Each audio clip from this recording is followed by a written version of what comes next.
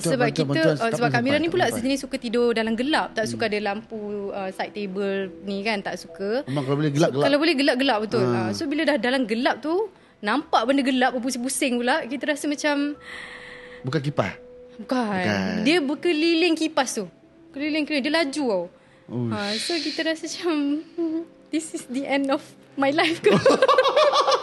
Sebab kita jerit panggil mak ayah minta tolong. Diorang tak menyaut kan. So tu lah, memang mungkin tempoh tu sekejap, tapi kita rasa macam lama sangat kejadian tu. Kak Mira seorang yang penakut ke macam mana?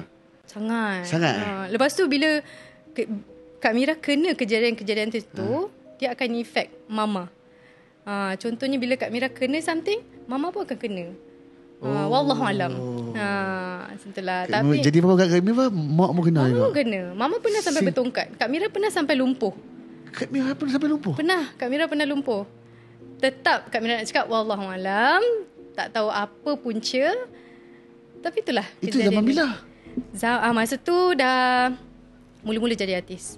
Mula-mula jadi artis? Mula-mula dah jadi kena artis. lumpuh? Mula-mula tu dalam macam 2 tahun 3 tahun macam tu kalau tak silap. Uish, gila betul. Yang tak menarik cerita. Menarik ni. Macam lumpuh macam mana?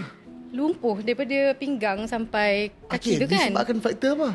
Tak tahu Safwan. Kak Mira dah pergi hospital. Sampai Kak Mira kena admit 2 minggu dekat hospital. Doktor sehari 2 bolehlah dia kata gitu gini.